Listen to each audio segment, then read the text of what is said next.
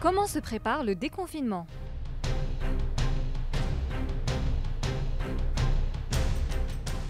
Alors que le gouvernement finalise les plans de relance sectoriels, les citoyens, eux, ont les yeux rivés sur le 20 mai, date supposée être un retour au rythme habituel.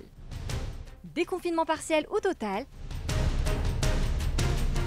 régional ou local, plusieurs options a priori sont à l'étude, rien ne filtre pour le moment sur les détails parce que tout dépend de la situation sanitaire de notre pays. Les expériences européennes sont scrutées de près, les dupliquer ou faire autrement, impossible de répondre pour l'instant. Beaucoup de questions sont en suspens dans un contexte marqué par le mois sacré de Ramadan. Si l'évolution quotidienne des contaminés et surtout des décès est extrêmement maîtrisée, il n'en demeure pas moins qu'un prolongement de l'état d'urgence pourrait se confirmer. Quel que soit le cas et à quelques jours du verdict, il faut se préparer au déconfinement. Le déconfinement se prépare. Des dispositions psychiques et physiques doivent être au rendez-vous.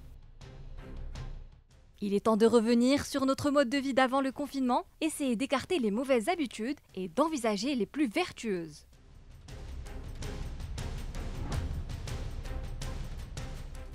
Les enfants vont devoir réapprendre à dormir tôt. Petits et grands devront s'imposer un couvre-feu digital et s'armer d'une organisation adaptée à l'après-déconfinement.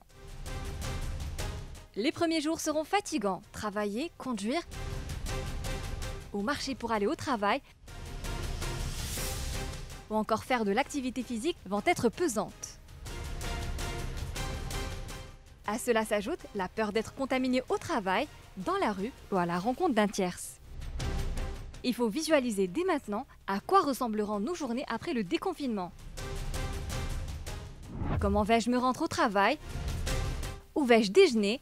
À quoi ressemblera mon nouvel espace de travail? Comment s'habituer à la distanciation physique? Comment s'imposer les gestes barrières? Les kits de sécurité mis en place par les entreprises pour préparer la reprise vont conditionner les premières semaines, voire les premiers mois. Mais il faudra s'accrocher et respecter les consignes tout en gardant son moral au plus haut. D'ici là, soyons confiants pour un déconfinement meilleur.